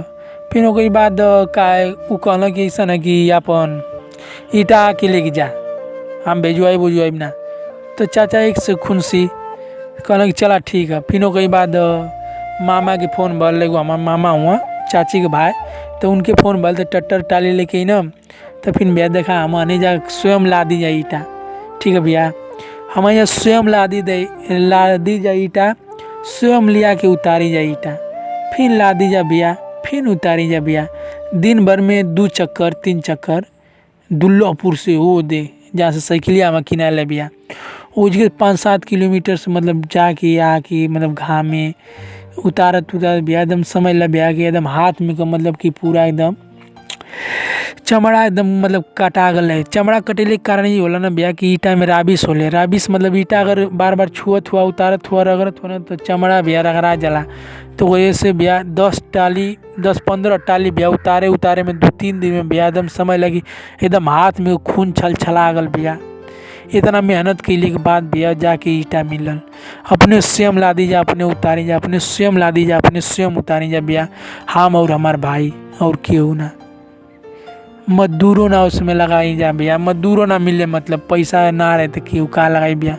स्वयं मेहनत किया, स्वयं उतारी जा, स्वयं ला दी जा। उसके बाद धीरे धीरे फिर ओकरी बाद स्वयं हमारे जा घर में मजदूरी के काम करी जा। फिर ओकरी बाद धीरे धीरे घर बनल, फिर गए लोग बाहर, फिर मतलब जिम्मेवारी हमारे बढ़ गल। फिर बाबा के संगे खेती बाड़ी करी, खूब मेहनत करके, फिर रातों दिन एक करके खेती में खूब मेहनत कैनी कि मतलब खर्चा उर्चा घर के चलल करी। तो उन लोग के पैसा भैया रही तो सेब बचल रही तो घर दुआर बननी भैया। एक वजह से हमके लगत है कि भैया 5-7 साल लगातार भैया खेती काम कैनी। फिर ओकरी बाद अने लोग पापा चाचा, फिर ओकरी बाद एगो घर बन गल, फिर दूसरा फिर घर बनल ऊपर मतलब रूम वाला, उ तो हाल टाइप बनल है नीचे, फिर एगो रूम वूम वाला बनल, फिर रूम वाला भैया बनने तो फिर वही में मजा काम करी जा मजदूर की तरह भैया 12-12 घंटा 8-8 घंटा लगातार वही घमवा में ऊपर छतवा भैया घर बने तो काम करी जा भैया। ईटा ला दी जा, नीचे ईटा रही, ईटा ऊपर लेके जाए जा, फिर ईटा कहीं पिलर खनने के रहे तो जगह ईटा हटा के भैया टाली के टाली ईटा हटा के मतलब कि समझ ला भैया कि एकदम एकदम मतलब कि दुख परेशानी के एकदम मत हो गल है, समझ ला भैया।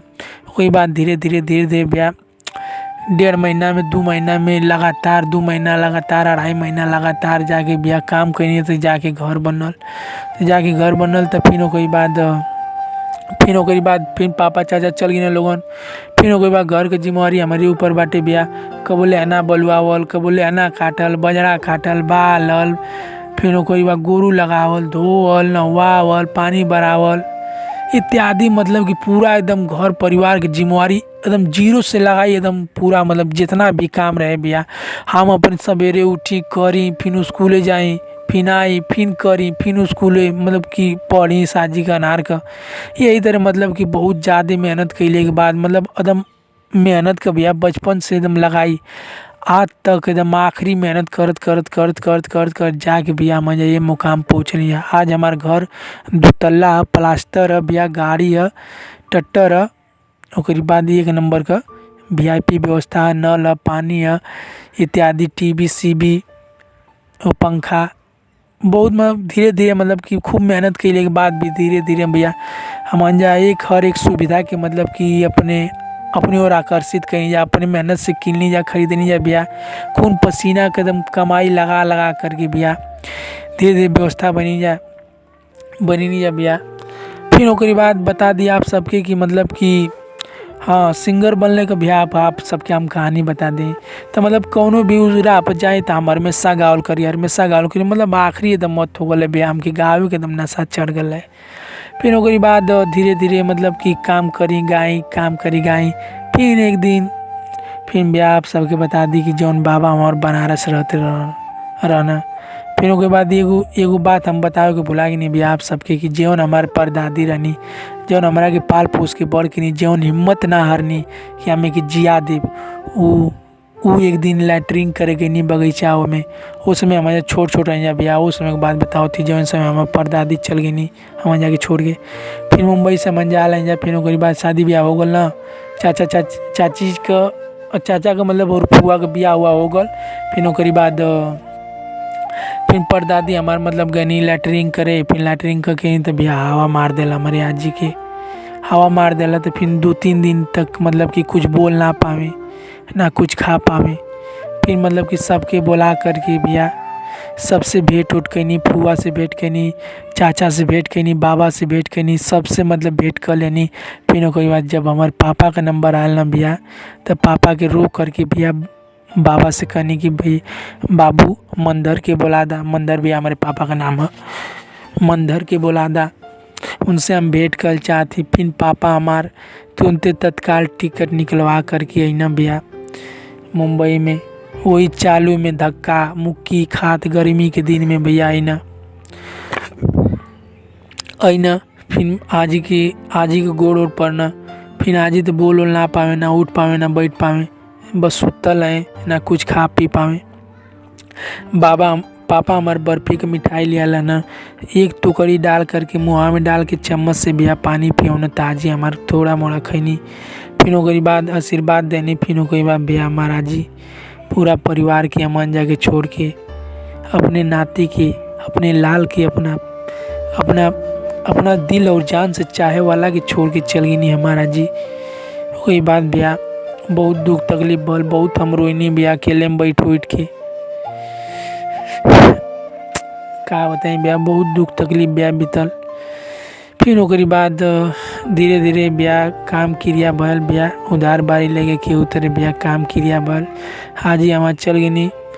हम जब जाए स्कूल में तो हम बैठ के सोची रोई, हमके अच्छा ना लगे क्या इतना मतलब कि बहुत प्यार दुलार दे रहे। आज ही कहीं जाए गांव के बाहर जाए तो हमके लिए आके जाए, गांव में जाए हमके लिए आके जाए, दाना भुजुआ में जाए दाना लिया में, फिर कुछ मतलब ले रहे हैं अचारा में बांध के लिया कि हमके दें भैया।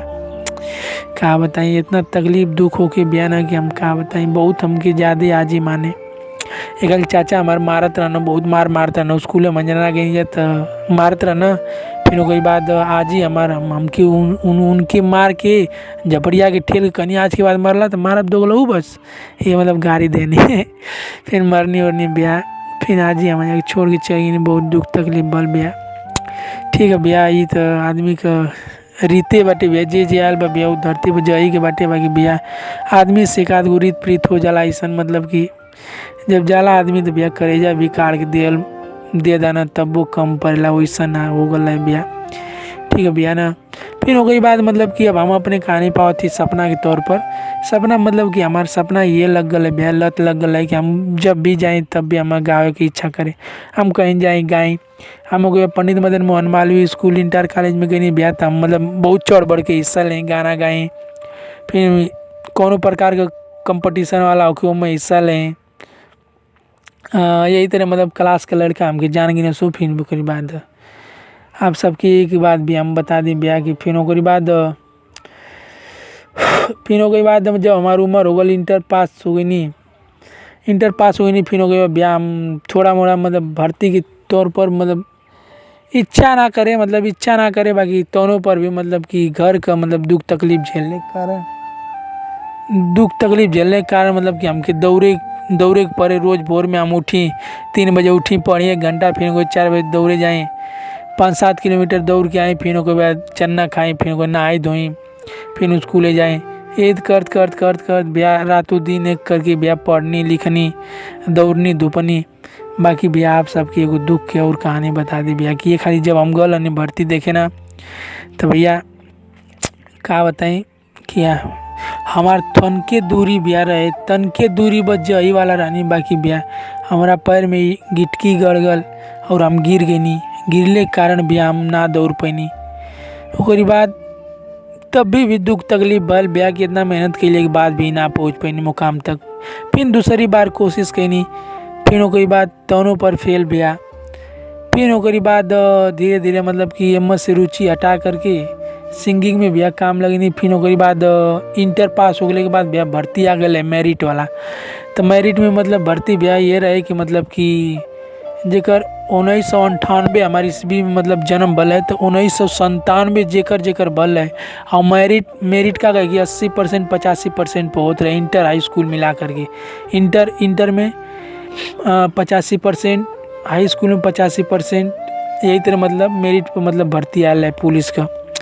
दोनों पर भैया हमारे गोरू बदनसीबी हमार नसीब हमार साथ ना देला, जौना में कि हमार उम्र साल भर कुछ महीना मतलब कि साल भर में मतलब कुछ महीना हमार कम रहे भैया। काश 1997 ईस्वी हमार लिखल जन्म तिथि ना, तो आज हम पुलिस में रहती भैया। बाकी का बताएं भैया, बदनसीबी आदमी के जब तक रही तब तक हमार बदनसीबी हमारे साथ हुए। हम बहुत कोनो प्रकार के भैया मेहनत करना बाकी हम सफल ना हो खिला भैया। एक वजह से मतलब हम पुलिस में ना हो पैनी आज। फिर ओकरी बाद कोनो बात ना, फिर ओकरी बाद भैया ना बनी तो ओकरे लिए का करी भैया, नसीब वाली बात है, नसीब में ना रहे ना बल।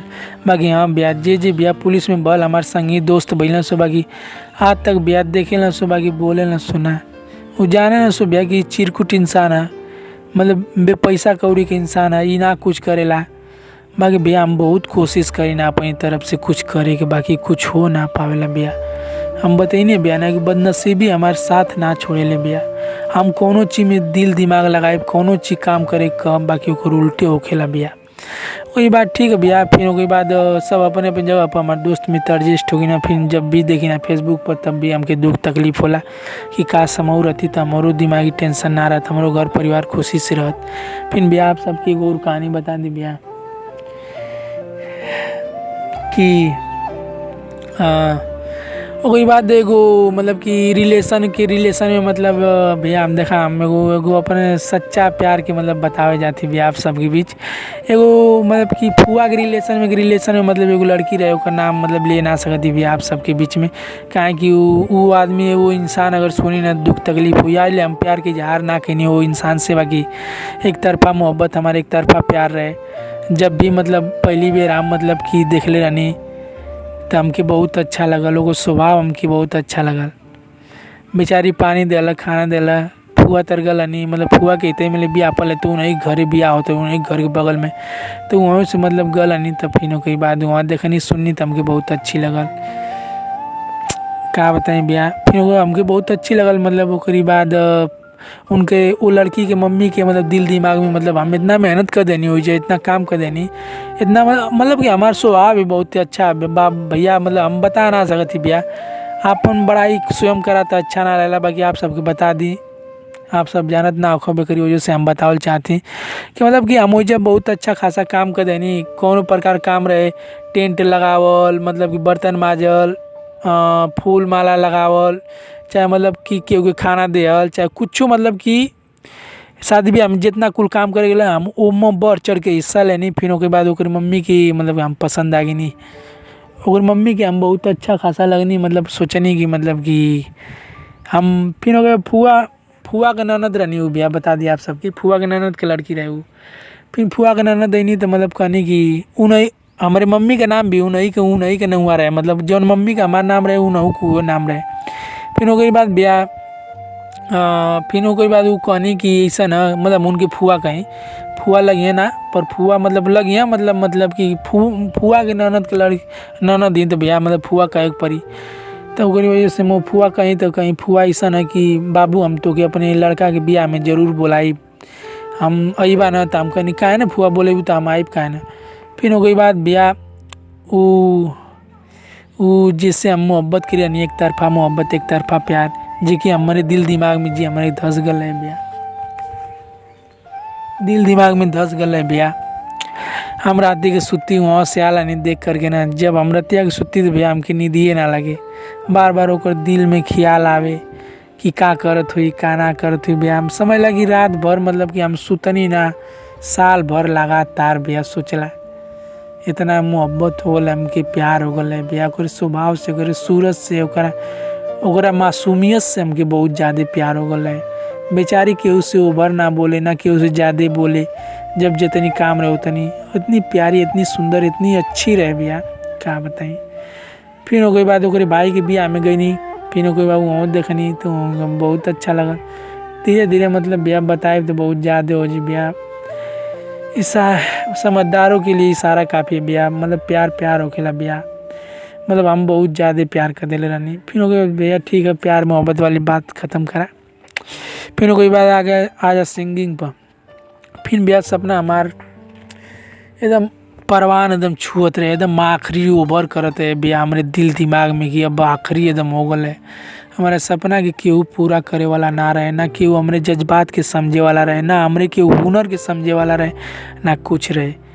फिर भी एगो लाइक वीडियो उस समय चलल रहे भैया, कम से कम उन 2012-13 में 13-14 में 15-16 मान ला भैया 16 में लाइव वीडियो चल रहा है भैया, हम वीडियो बना के डाली तो हम मतलब बहुत लड़का लड़की पॉपुलर भल न भैया। तो हम सोचे का समूह हो जीब तो हम सब जानी होनी, हम 4 आदमी के बिच्चा में जाए तो हाँ कही कि हाँ ये यार के राहुल है, ये बात वो बात ऐसे वैसे, मतलब सपना सज गल है दिल में, जज्बा हो गल है, जुनून हो गल है भैया कि हम कुछ कर सकत ही। फिर लाइव वीडियो वो भैया हम वीडियो बना करके डाली, केहू हमारे वीडियो के लाइक ना करे, ना ज़्यादा केहू देखे ना कुछ करे, यही तरह मतलब कि हिम्मत ना हारते हुए भी मतलब कि लगल नहीं भैया कहीं जाए मोबाइल निकाल करके भैया स्टैंड रहे ना कल, ना पैसा रहे, ना अच्छा खासा मोबाइल रहे, ना अच्छा कैमरा रहे। 5-6 हज़ार के मोबाइल भैया कितना बढ़िया कैमरा हो आप सब लोग जानिए सकत ही। फिर ओकरी बाद कि ऊ तरह मतलब वीडियो बनावत भैया कम से कम 150-200 ले 300 आखिरी हो गल भैया, 300 लगातार वीडियो बनेनी। फिर ओकरी बाद कोनो रिस्पांस ना मिलल, कोनो मेहनत का फ़ायदा ना मिलल। फिर ओकरी बाद ऊपर से हम वीडियो मतलब कि वो बैन हो गल, वीडियो ऐप बैन हो गल, मतलब कि लाइक वीडियो बैन हो गल, बंद हो गल। फिर मेहनत हमार डाढ़ हो गई भैया, हमार मेहनत बदनसीबी मतलब साथ भी आप सबके हम बताइए भैया ना, बदनसीबी हमार जन्मे से साथ ही है भैया, हमारे साथ जब तक मरी ना तब तक ही छोड़ी ना, बदनसीबी हमारे साथ ही है। आप सबके बता दी फिर हुआ भी बदनसीबी हमारे साथ ना दिला भैया, हमारा नसीब भी साथ ना दिला। फिर ओकरी बाद धीरे धीरे करके हम टिकटॉक पर आईडी बनैनी, टिकटॉक पर भी धीरे धीरे वीडियो बनैनी। फिर व्यू जाए लगल 500 600, फिर तनी जज्बा भल, फिर वीडियो बनावे लगनी धीरे धीरे टिकटॉक पर। खूब मेहनत कैनी बिया। जब पढ़े के टाइम रहे तोनों पर वीडियो बनाई, घर परिवार से मतलब भी वीडियो हट के बनाई, खेते में आके बनाई, ईयर वार आके कोरे बनाई, अकेले बनाई, पेड़ में बांध बांध के मोबाइल बनाई बिया। मतलब केहू तरह मतलब कि एकदम जुनून एकदम जज्बा हो गया, केहू तरह हम फेमस हो जाए। कहीं भी अकेले जाएँ, कुछ भी गा करके वही पर डाल दें, फिर कुछ भी लिख करके डाल दें, कुछ भी मतलब केहू तरह मतलब कि समझ ला भैया कि मतलब हम सोची कि बस फेमस हो जाए, 14 आदमी जाने, 4 आदमी जाने, 1000 आदमी जाने, मतलब केहू तरह हमके सब जानो। ओकरी वजह से भैया डालत गईनी। फिर भैया ओहू कभी ओहो बदनसीब हमार नसीब हमार साथ छोड़ के चल गई, मतलब कि टिकटॉक भी बैन हो गल। फिर ओकरी बाद हम कहने कि अबे पना अब फेसबुक पर बनाई, फेसबुक पर भैया बढ़िया बढ़िया फ़ोटो डाली, बढ़िया बढ़िया वीडियो बना करके डाली, बढ़िया बढ़िया गाना गा करके डाली, एक्टिंग करके डाली, लिपसिंग करके डाली, मतलब कि जितना हमारे अंदर कला रहे एकदम आखिरी करके फेसबुक पर डाली भैया। एकदम आखिरी एकदम कर दिल रहनी फेसबुक पर, मतलब कि जितना हमारे अंदर कला रहे कुल हम अपने फेसबुक पर दिखा चुकल रहनी, पूरा अपन कला के फेसबुक पर डाल चुकल रहनी। फिर भी जब भी हमारे भाई से 14 आदमी मिले, 4 आदमी मिले, 10 आदमी मिले, ओकरी रीत प्रीत हित नात, मतलब कि पूरा एकदम आखिरी एकदम हो गल है। हमके सब मतलब कि कह दिल कि कुल का करत है, का करी ना करी, मतलब कि सब नाई करे, एकदम एकदम आरामी है, एकदम बेकार है, कुछ ना करी लाइफ में इससे वैसे, मतलब कि हर तरह से ताना, हर तरह से मतलब सब कुछ सुने के मिले भैया। यही तरह दोनों पर भी हिम्मत ना आ रही, फेसबुक पर डालत गई भैया। फिर उसके बाद आप सबके भी हम बतेबे कहीं बदनसीबी का चीज़ होखेला। बदनसीबी भी हमारे साथ ना दिल, मतलब बदनसीबी हमारा हमेशा साथ दिला, नसीब हमारे साथ ना दिला भैया। फिर ओकरी बाद परदूम के हमारे भाई के पूरा आदमी कहे लगन कि मजा तोहर भाई का करत है, तो एक वजह से मतलब वो हमार भाई फिर हमके भी डांटे बोले लगल। फिर ओकरे बाद झगड़ा रगड़ा कैला, फिर और चोरी मतलब कि फेसबुक पर वो चोरी एप्लीकेशन डाल देला, रिपोर्ट कर देला फेसबुक पर। जब 10 आदमी भैया, 12 आदमी, 20 आदमी अगर मिल के अगर कोनो चीज़ पर रिपोर्ट कर देला ना, तो बैन हो जाला, बंद हो जाला भैया। ओकरी वजह से हमारे फेसबुक भी है। जब का कहा जाला कि हम गईनी बार बनवाए, तब अपन फेसबुक खोलनी तो भैया देखनी फेसबुक हमार हईले ना बा। फिर बनाई तो नया बनने, फिर हमों के जो ही ना मिले, फिर मतलब भैया इतना अच्छा फ़ोटो, इतना अच्छा वीडियो भैया डाले रहनी अपने यादगार खातिर, अपने बचपन के याद करके कि हम फेमस हो जी, भी बात वो बात पूरा एकदम डले रहनी भैया। जब भैया ना मिलल तो हमारे दिल की इतना दुख तकलीफ भैया झेले के मिलल बाबूजी कि का बताएं भैया, का बताएं। आप सबके शुरू में भैया बतैनी है ना कि जगरी बीतेला हुए जानेला। हमका एकदम करेजा भैया, एकदम हमार करेजा एकदम कड़ गल जब हमार फेसबुक उड़ गल, तो समझ ला भैया। फिर ओके बाद भैया फेसबुक भी हमारे साथ छोड़ के चल गल। फिर ओके बाद हम नया फेसबुक भी ना बनेनी।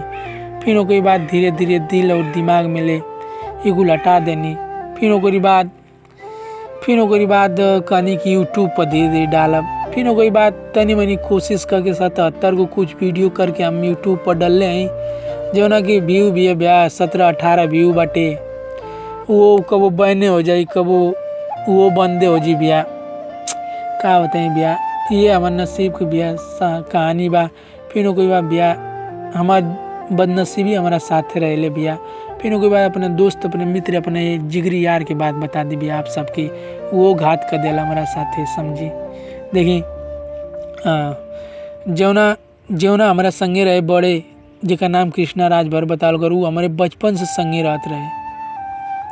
हमारा हर एक दुख तकलीफ में मतलब कि हम उसे शेयर करी, वो हमारे साथ ना दे, चाहे मजा ले, चाहे कुछ करे, मतलब कि कोनो परेशानी दुख परेशानी रहे, चाहे मतलब कोनो बात रहे, चाहे कुछ रहो, वो हमसे शेयर करे, हम उसे शेयर करी। फिर उसके बाद इतना घनी मित्रता हो गल है भैया कि साल भर चल गल है बाहर मुंबई कमाए खाई, साल भर हम केहू तरह ओकर याद में यही तरह वीडियो बनाई, ये बात वो बात, यही तरह मतलब बीतल साल भर। फिर आयल फिर एक बाद 1 महीना 2 महीना रहल, फिर चल गल अपन दीदिया के यहाँ। 6 महीना के बाद आयल तो भैया 6 महीना के बाद आयल 2020 में, जमुना में भैया कोरोना टाइम का आप सबके बातें ना बतीनी भैया। कोरोना टाइम इतना बेकार 2020 भैया रहल 2021 कि मत समझ ला भैया कि सब खैले खातिर मुमताज हो गल भैया। कितना हजार आदमी ट्रेन ना चलने के कारण मुंबई में इतना भूखमरी, इतना हाय आदमी करे, हर एक चीज़ किनले का हर एक चीज़ बंद हो गल भैया साल भर खातिर। समझ ला भैया कि हर एक आदमी अनाज खातिर मुमताज होके लगल। पापा के भी दिक्कत परेशानी होके, चाचा के भी दिक्कत परेशानी होके, पूरा समझ ला कि पूरा विश्व के 2020 में सबके एक अनाज खातिर भैया तड़पे के पड़ल। यही तरह मुंबई दिल्ली से सब आदमी पैदल आवे, थकत प्यासत रुकत राकत महीना भर 1.5 महीना बेखैले पियले, यही तरह कुछ भी भैया खात पियत आदमी धीरे भैया 2020 आखिरी करत सब धीरे अपने घरे आवे लागल भैया। कबो ट्रेन चले तो ट्रेन के ऊपर एकदम भीड़ भाड़, जगह लाद डाले भर ना जगह रहे भैया। समझ ला भैया यही तरह मतलब हमारे दोस्त हमारे मित्र केहू तरह दुख परेशानी में आयल। फिर कोई बात 1-2 महीना रह जा संगे वीडियो बन जाए देखा बात तो भैया आप सबके बीचा में यूट्यूब पर नीचे 1-2 वीडियो हमारे संगे बनैले भैया, ठीक है भैया। फिर कोई बात दूर रहे लगल, फिर 1-2 महीना अपन मतलब कि भैया बता दी कि हम मतलब नशा भी बहुत ज़्यादा मतलब कि दिक्कत परेशानी में करे लगनी, नशेड़ी हो गल भैया। हमके पूरा गांव जान गल कि नशेड़ी है, पक्का नशेड़ी, पूरा नशा वशा वो आखिरी एकदम कर दिल रहनी भैया। समझ ला भैया दिक्कत परेशानी में काहे कि इतना हमार नसीब कबू साथ ना दिला, ओकरी वजह से हमके नशा करे के पड़ल। काहे कि हमारे हर एक सपना टूटत चल गए, लेकिन वजह से हमके नशा करे के पड़ल। फिर ठीक है भैया, फिर ओकरी बात का बल्कि फिर कोई भाई हमारा आयल, हमारे दोस्त मित्र आयल। फिर कोई बाद प्यार मोहब्बत से वीडियो बनाई जा, रही जा, खेलें जा, खाई जा, फिर बैठ गया ना खेलें जा, फिर यहाँ वहाँ कहीं जाए आवे के रही, कोनो परेशानी रहे, कोनो दिक्कत परेशानी रहे, चाहे कुछ रहे मतलब कि संगे शेयर कहीं जा, संगे खाई जा, पी जा, बैठी जा, बोली जा, बतियाई जा इत्यादि भैया कुल करी जा। फिर ओकरी बाद 1-2 महीना के बाद ओकरे भाई के मतलब कोनो प्रकार के बीमारी हो गल है भाई, तो मतलब कि पैसा का बहुत मुकदमारी आ गल। तो हमारे पास भी नहीं था कि भैया हम उसको दे दें मतलब कोनो प्रकार से पैसा। हम बता दी भैया कि मतलब पहले से घर से हमारा की दुश्मनी बहुत पक्का वाला दुश्मनी रहे। बाकी हमार दोस्त हमारे खातिर बहुत समझ ला भैया कि हमारे खातिर बहुत मतलब कि एहसानमंद है। हम ओकर एहसानमंद ही मतलब कि हम जा दुश्मनी के भुला करके अपन दोस्त मित्र बन गए नहीं जा भैया। आप सबके बता दी भैया कक्षा 2 में हम रहनी कम से कम 2001 में, चाहे 2001 में करके हम रहल हो, चाहे 2002-3 में ओकरी बाद तब्बे से मतलब संगे नहीं जा भैया आज तक। बाकी हाँ आज के डेट में 2021 में फरवरी मार्च चलत रहा हुई, बाकी हमारे इज्जत के साथ भैया खिलवाड़ कर दिल सो घर परिवार मिल करके पहले के दुश्मनी भैया निकाल देना सो, पहले के दुश्मनी के बदला निकाल देना सो भैया। काहे कि एक बार घर में कूदल रहे भैया, ओकर बाप बड़ुआ का बाप कूदल रहे घर में। फिर ओके बाद के बाबा हमारे इतना मार देना कि मतलब कि वही के बदला सदाओ खातिर भैया। फिर ओके बाद हमारे मतलब कि इज्जत के साथ खिलवाड़ कर दिला। फिर ओकरी बाद दिल हमारा टूटल। फिर ओके कनी भाई ऐसा नहीं कि आज के बाद तुझसे मतलब कि हम झगड़ा रगड़ा तो दुश्मनी तो हो ही गला, पुलिस थाना कुल हो गल, चोरी हो गल भैया। मतलब हम बता दी कि मतलब कि ओकरी चलते हमारे घर में चोरी हो गल, चोरी करा दिल रहे घर में 2021 में भैया। यही समय के बात है भैया 2021। काहे कि भैया यूट्यूब पर हमार वीडियो रही तो कितना दिन पुरान हो जी, ओकरी वजह से हम बता दी कि 2021 में हमार ओकर साथ खत्म हो गल। कई बार मतलब चाचा उचा के मतलब कि लफड़ा मारू दिल रहे सोकर बापो, ओकरी वजह से मतलब कि तनी हमारे दिल दिमाग में से हटत गल। फिर आखिरी में 2021 में आकर के भैया चोरी के मामला में चोरी करवा दिले रहे सो घरों में, ओकरी वजह से मतलब दिल दिमाग में हट गए सो। फिर थाना पुलिस भल, फिर जेल में 1-2 दिन बंद रहे ओकर बाप। फिर हो गई बात धीरे भैया का बल्कि अब खत्म हो गल कुल। एकरी वजह से भैया हम अपन दुख भरी कहानी आप सबकी सुना देनी भैया आज तक।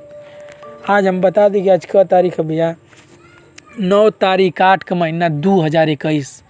यहाँ से हम अपना लाइफ की एगो नया शुरुआत करे जाती भैया, जौना के हम लक्ष्य के बना करके एगो हम पावे के कोशिश करती, अपन सपना की कोशिश करती।